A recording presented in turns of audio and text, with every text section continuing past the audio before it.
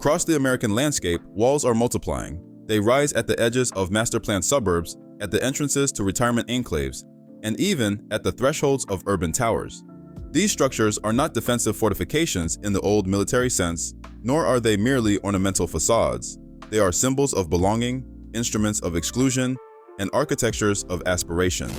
The gated community is emerging as one of the most revealing artifacts of contemporary life in the United States.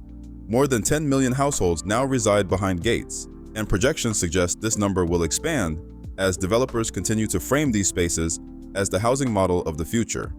They promise a world of safety and serenity, yet their deeper significance lies in what they reveal about collective values.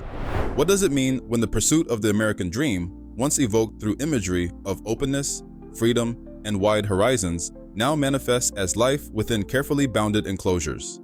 This phenomenon demands more than a glance at real estate data or market trends. It invites inquiry into cultural psychology, economic structures, and the evolving definition of community.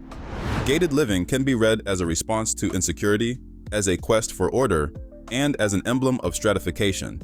It is simultaneously a product of fear and desire, of pragmatic calculation and symbolic longing.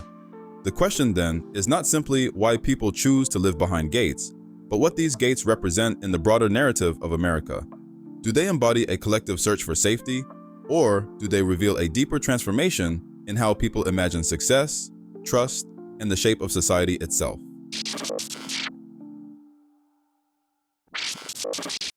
To understand the rise of gated living, one must begin with the most immediate promise it offers: security. Gates are marketed as barriers against intrusion, yet their deeper function is psychological. They transform space into sanctuary, creating the impression of a controlled environment in a world that often feels unpredictable. Consider the suburban fringes of Phoenix or Dallas, where vast developments stretch across the desert. At the entrance, stone walls and metal arms rise from the landscape like ritual markers. Beyond them lies a domain that seems to stand apart from the turbulence of the wider city. Parents allow their children to ride bicycles on tree-lined streets. Retirees stroll along walking paths, and families gather in cul-de-sacs engineered for leisure rather than commerce. The gate is not simply an object, it is a threshold into a curated reality. Statistics reinforce this perception. The U.S. Census Bureau reports that in certain regions, particularly in the South and Southwest, over half of newly constructed homes belong to gated or access-controlled communities. Developers design them with precision: patrols at regular intervals, digital keypads that log every entry, and security cameras whose presence reassures as much as they surveil. For residents, these measures form a narrative of protection, whether or not crime rates justify the investment. This raises a provocative question.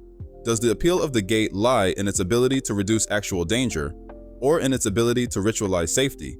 Many criminologists argue that crime within gated communities is statistically comparable to adjacent areas. Yet residents describe a sense of calm, a belief that their environment has been insulated. The gate functions less as a fortress than as a psychological contract, an architecture of the imagination. The economic dimensions deepen this perception. Homes within gated developments often command premiums of 10 to 20% over their counterparts in open neighborhoods. Buyers are not simply purchasing square footage. They are acquiring an intangible layer of assurance. Real estate advertisements highlight this explicitly. Families depicted in serene domestic scenes, children playing freely under the watchful symbolism of an entry gate. The message is subtle but consistent. Inside the walls, life unfolds with order and predictability. Anthropologists might interpret this as a modern ritual of boundary making. Societies throughout history have marked their perimeters to distinguish insiders from outsiders, safe ground from the unknown. Medieval cities had walls, monasteries had cloisters, and even tribal encampments organized themselves through symbolic perimeters. In this sense, the American gated community is less an anomaly and more a continuation of a long cultural pattern: the human impulse to delineate sacred space from the wilderness beyond. Yet when applied to the contemporary American landscape, this impulse acquires new complexity. Here, gates are not erected against marauding armies or predatory animals. They rise within the heart of a wealthy democracy, in suburbs flush with shopping centers and schools. Their presence suggests that the modern citizen's greatest fear may not be invasion from without, but uncertainty from within, a mistrust of social cohesion, an anxiety about the fragility of shared norms. Thus, the gate becomes both a wall and a mirror. It reflects the insecurities of the society that builds it, translating invisible anxieties into physical barriers of stone, steel, and code.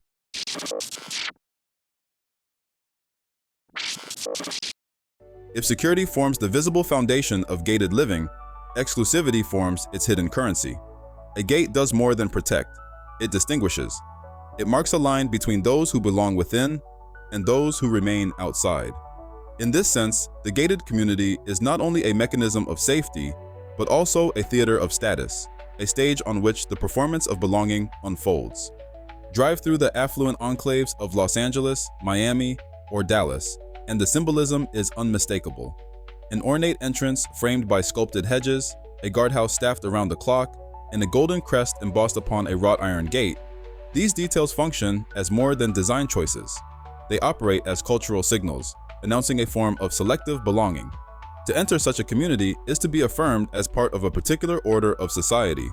Consider Beverly Park in Los Angeles, often described as the most exclusive gated community in America. Its residents, celebrities, magnates, global elites, inhabit homes valued in the tens of millions.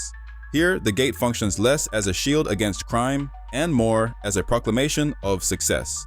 To pass through it is to cross into a geography of prestige, a landscape curated to reflect the achievements of those inside. Yet exclusivity is not confined to the ultra-wealthy. Across middle-class gated developments, homeowners associations establish covenants that regulate everything from architectural style to landscaping choices. Mailboxes must conform to standardized designs. Lawns must be trimmed according to precise codes. These rules may appear mundane, yet they perform a symbolic function. They align individual households with a collective aesthetic, ensuring that the community presents a unified image. To live within such a community is to participate in a contract of conformity, a tacit agreement that one's private life will reflect a shared public identity. Sociologists often describe this as the politics of belonging. A gated address signals more than residence, it signals membership. It suggests that one has been vetted, both financially and socially, to participate in a particular form of communal life. For many residents, this sense of belonging carries pride and reassurance. For others, it raises questions about what forms of difference are excluded and what diversity is sacrificed in the pursuit of uniform order. Real estate marketing leans heavily into this symbolism. Advertisements for new developments describe them as exclusive, private, and prestigious. The language appeals to aspiration. Buying a home is framed not only as an economic investment, but as a social ascent. The gate in this narrative is not a barrier, but a badge. Anthropologically, one might see parallels with ancient city-states or feudal manors, where walls signified sovereignty and class distinction. In those eras, boundaries affirmed who had access to resources, who could claim identity, and who stood apart. In the American suburb, the logic endures in modernized form. The gate is the 21st century's velvet rope, filtering entry, shaping community, and broadcasting status to the world beyond. What emerges is a subtle paradox. Communities designed to foster belonging do so through mechanisms of exclusion. The American dream in this iteration is imagined less as a universal horizon and more as a carefully curated enclosure.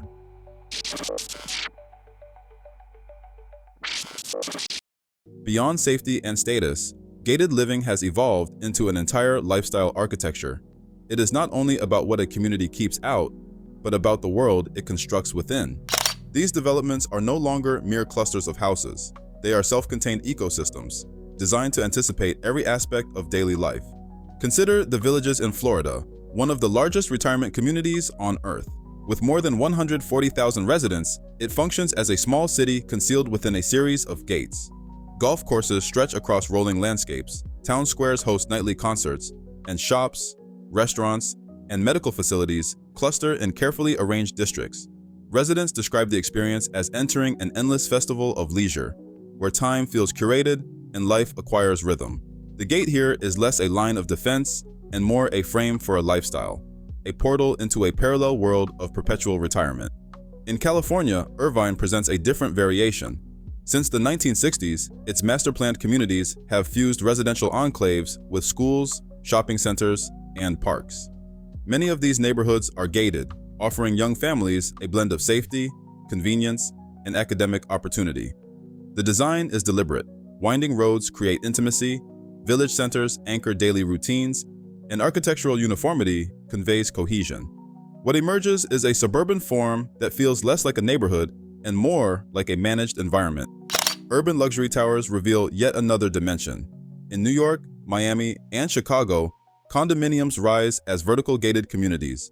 Access is restricted through doormen and key card systems, while amenities include private gyms, co-working spaces, and rooftop gardens. These buildings replicate the suburban logic of enclosure within dense metropolitan cores, offering an insulated version of city living where the public realm becomes selectively curated. The economic momentum behind this trend is undeniable. The Community Associations Institute reports that more than 74 million Americans now live in association-governed communities, many of them gated. Developers increasingly market these places as lifestyle products, emphasizing their completeness. Private lakes, tennis clubs, wellness centers, even integrated schools. The idea is to reduce dependence on the outside world by enclosing services, leisure, and social life within the boundaries of the gate. This raises larger cultural questions.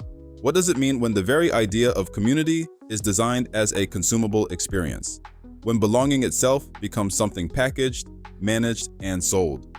Gated living illustrates a form of privatized urbanism where functions once provided by shared public life, safety, leisure, recreation, are reassembled within private borders. It reflects a shift from collective trust in civic institutions toward individualized trust in controlled micro-worlds. Looking forward, the trajectory suggests expansion. Consultancy forecasts anticipate that by 2030, gated developments will account for a significant portion of new housing across America. With rising concerns about inequality, environmental stress, and political polarization, the gate may become an even more persuasive solution, an architecture of certainty in an uncertain age. The question, however, lingers. Does the gated community represent progress toward a better form of life, or a retreat into managed enclaves that fragment the very idea of society?